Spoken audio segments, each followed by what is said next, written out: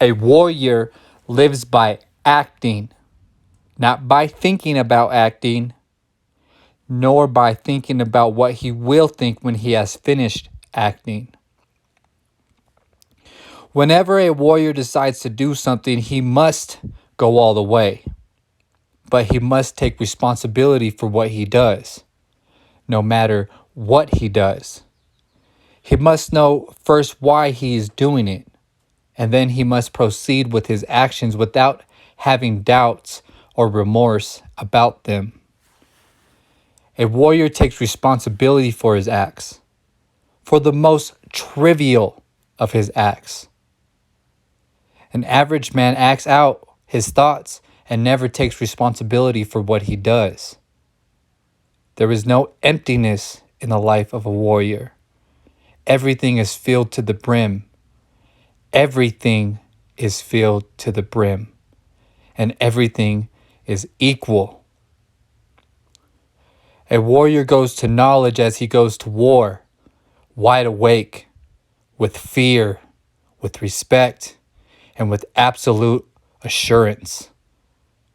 Going to knowledge or going to war in any other manner is a mistake, and whoever makes it might never live to regret it.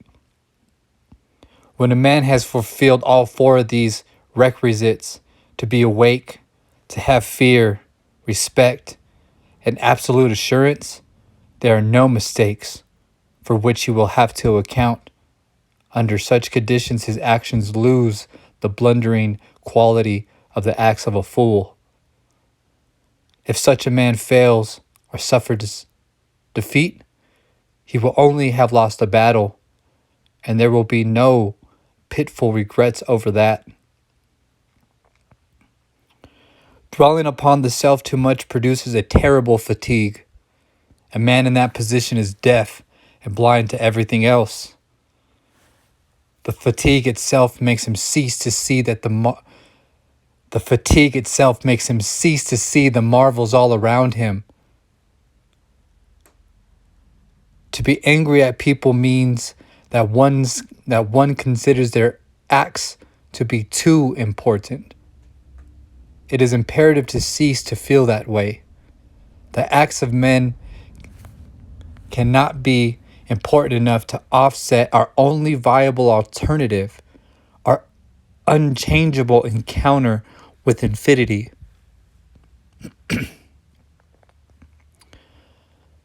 The things that people do cannot under any conditions be more important than what they are or more important than the world.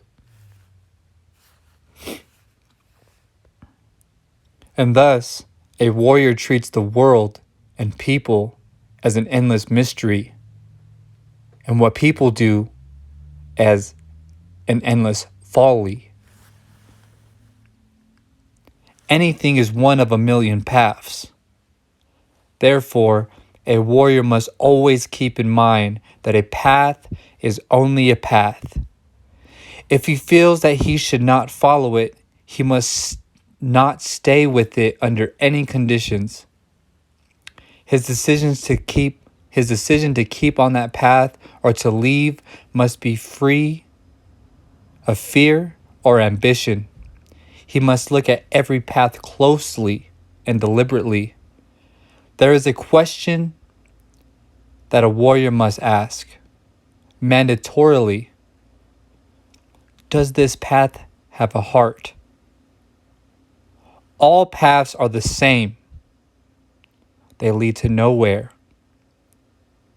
However, a path without heart is never enjoyable, nor can it prepare one for the encounter with infinity. On the other hand, a path with heart is easy. It does make a warrior work with all his might, but it does not make a warrior work a liking it. It makes for a joyful journey, and as long as man follows it, he is one with it. There is a world of happiness where there is no difference between things because there is no one to talk about the difference. But that is not the world of men. Some men have the vanity to believe that they live in two worlds, but it is only their vanity. There is but one single world for us. We are men, and must follow, for now, the world of men contently. A man has 4 natural enemies: fear, clarity, power, and old age. Fear, clarity, and power can be overcome, but not old age. Its effects can be postponed, but it can never be overcome. A warrior knows that he is only a man. His only regret is that his life is so short that he can't grab onto all the things that he would like to. But for him, this is not an issue. It's only a pity. Feeling important makes one heavy, clumsy, and vain. To be a warrior, one needs to be light and fluid. The most effective way to live is as a warrior. A warrior may worry and think before making a decision, but once he makes it, he goes all the way. He goes on his way, free from worries or thoughts. There will be a million other decisions still awaiting him. That is the warrior's way.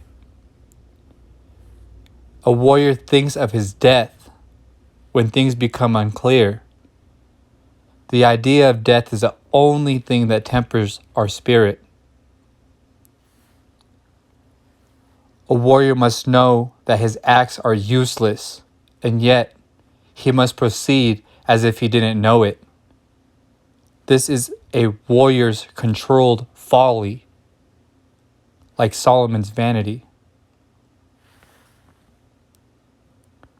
The average man is either victorious or defeated. And depending on that, he becomes a prosecutor or a victim. These two conditions are prevalent as long as one does not see. Seeing dispels the illusion of victory, defeat, or suffering. When a man embarks on a warrior's path, he becomes aware in a gradual manner that ordinary life has been left forever behind.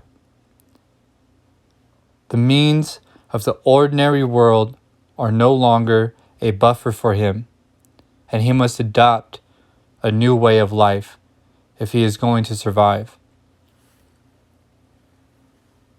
Only the idea of death makes a warrior sufficiently detached so that he is capable of abandoning himself to anything.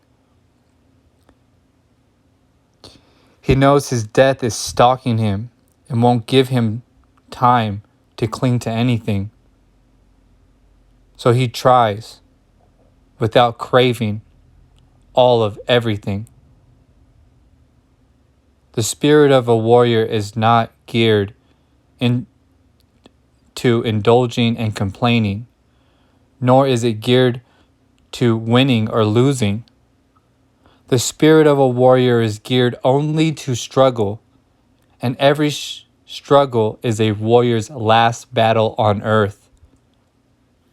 Thus, the outcome matters there little to him. In his last battle on earth, a warrior lets his spirit flow free and clear. And as he wages battle, knowing that his intent is impeccable, the warrior laughs and laughs. When nothing is for sure, we remain alert.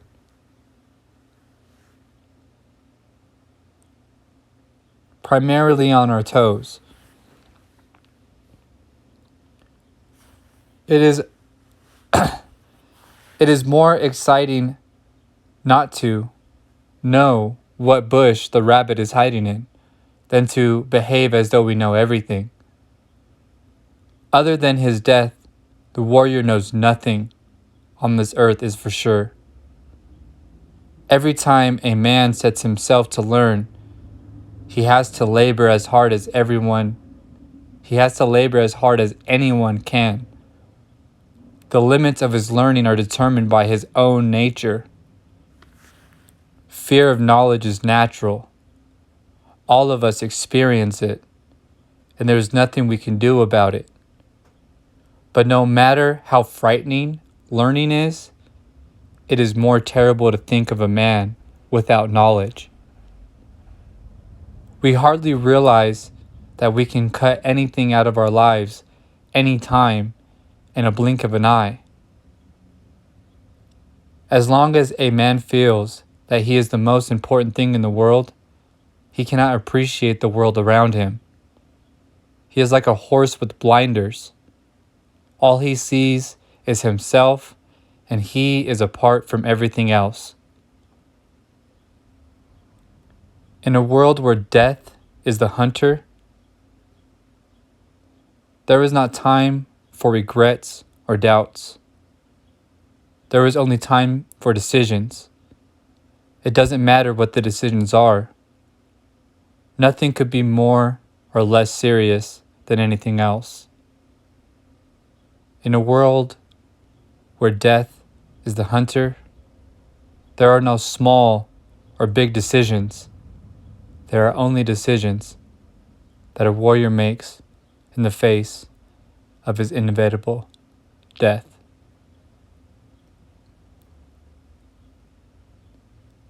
Inevitable death. Once a man worries, he clings to anything out of desperation, and once he clings, he is bound to get exhausted or to exhaust whomever or whatever he is clinging to. For an average man, the world is weird because if he is not bored with it, he is at odds with it. For a warrior, the world is weird because it is stupendous, awesome, mysterious, and unfathomable. A warrior must assume responsibility for being here in this marvelous place, in this marvelous time. A warrior must focus his attention on the link between himself and his death, without remorse, sadness, or worrying. He must focus his attention on the fact that he does not have time, and let his acts flow accordingly. He must let each of his acts be his last battle on earth. Only under these conditions will his acts have their rightful power. Otherwise, all his actions will be, for as long as a man lives, the acts of a fool. A man, any man, deserves everything that is a man's lot: joy, pain, sadness, and struggle. The nature of all his acts is unimportant as long as he acts as a warrior. If his spirit is distorted, he should simply fix it, purge it, make it perfect. Because there is no other task in our entire lives which is more worthwhile. Not to fix the spirit is to seek death, and that is the same thing as to seek nothing, since death is going to take us regardless of anything. To seek to perfection of the warrior spirit is the only task worthy of our temperance and our manhood. The hardest thing in the world is to assume the mood of a warrior. It is of no use to be sad and complain and feel justified in doing so. Believing that someone is always doing something to us.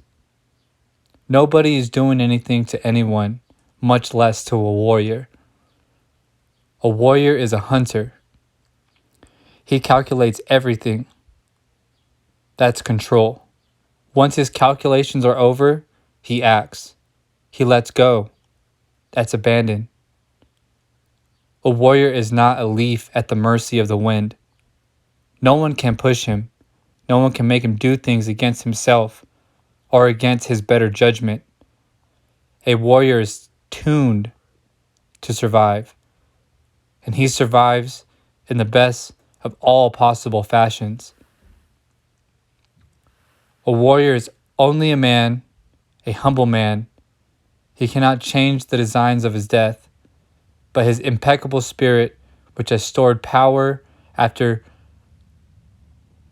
stupendous hardships, can certainly hold his death for a moment long enough to let him rejoice for the last time in recalling his power.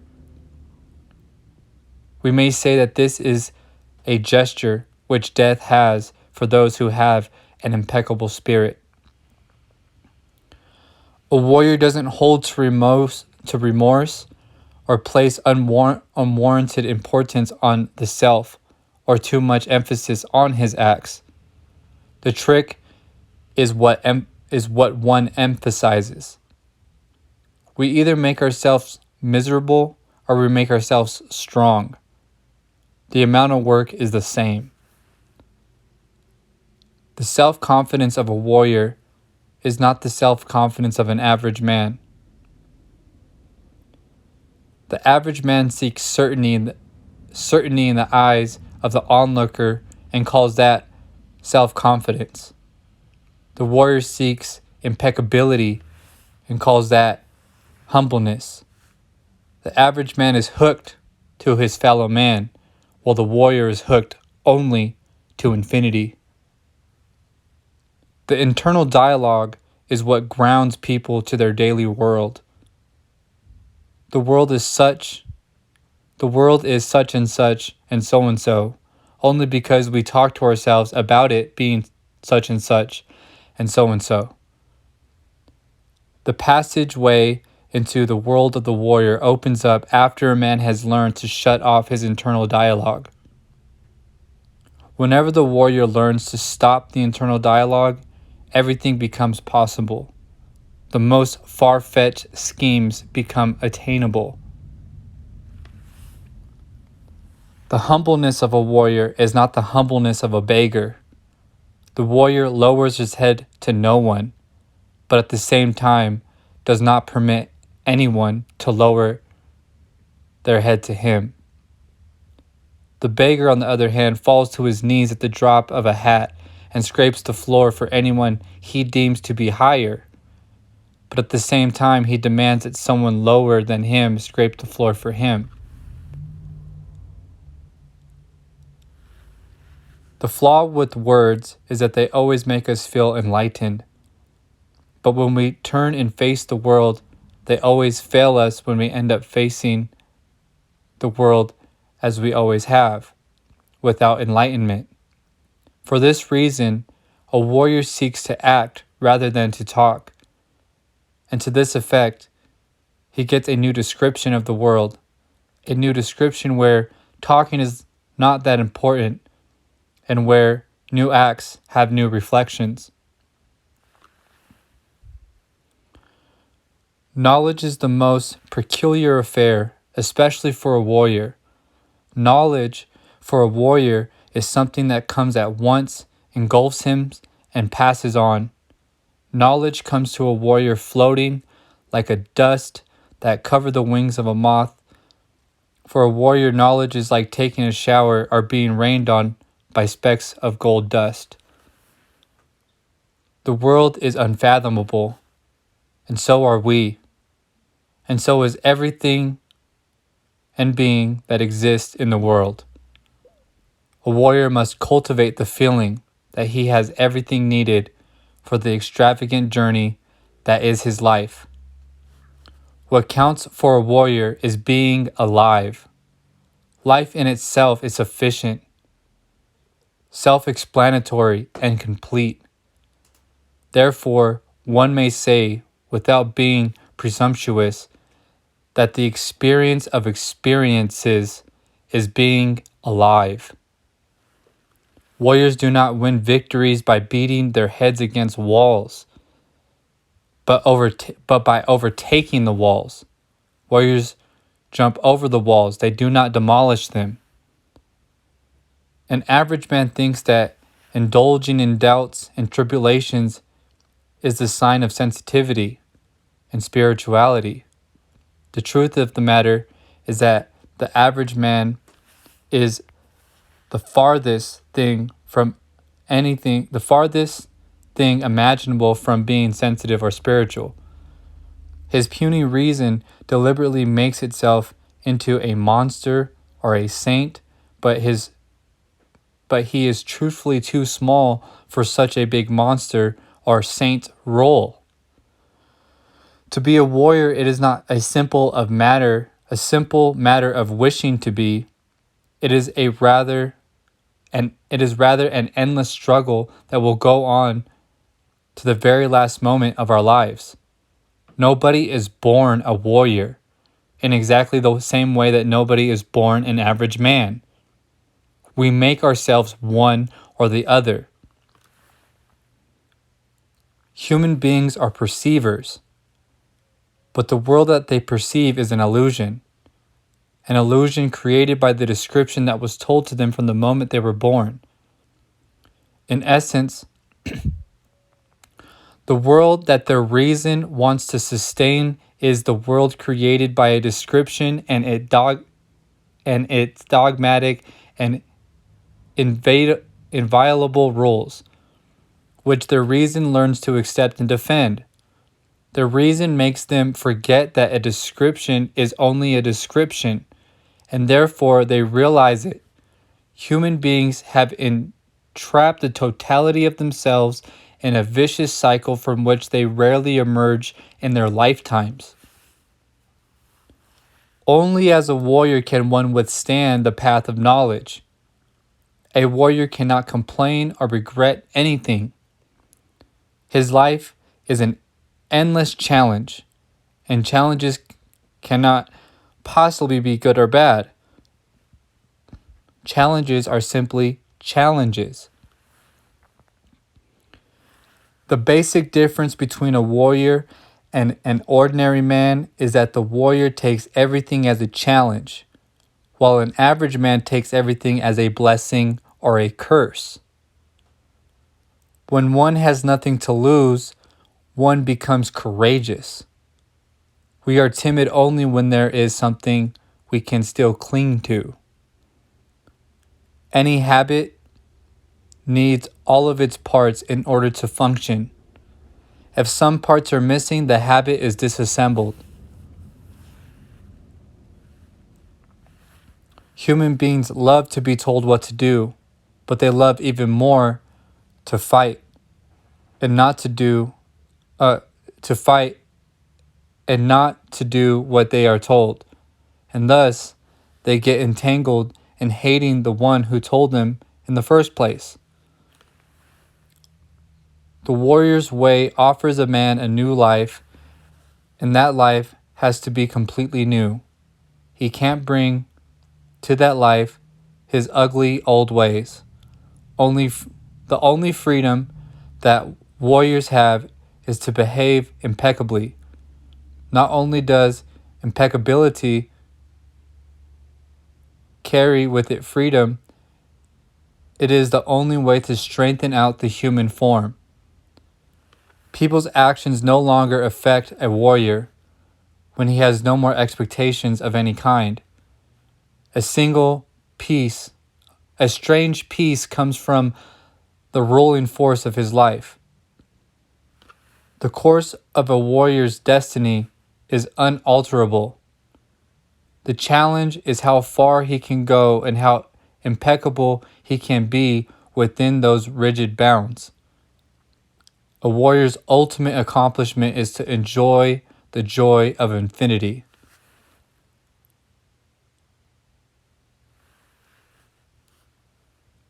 A warrior is never under siege. To be under siege implies that one has personal possessions that could be blockaded.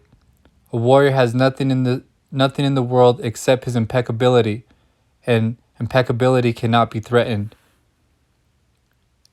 A chief principle of the warrior's art is the principle that a warrior always chooses his own battleground. A warrior never goes into battle without knowing what the surroundings are. A warrior relaxes and abandons himself. He fears nothing. Only then will the power that is available to guide him open the road for the warrior and aid him. Only then. Warriors compress time. This is another principle of the warrior's art. Even an instant counts. In a battle for your life, a second is an eternity that may decide the outcome. Warriors aim at succeeding, therefore they compress time. Warriors don't waste an instant. Applying all the principles of the warrior's art brings about 3 results. The first is that warriors learn to never take themselves seriously. They learn to laugh at themselves. They are not afraid of being a fool. If they are not afraid of being a fool, they can fool anyone. The second is that warriors learn to have endless patience. Warriors are never in a hurry. They never fret. And the third is that warriors learn to have endless capacity to improvise.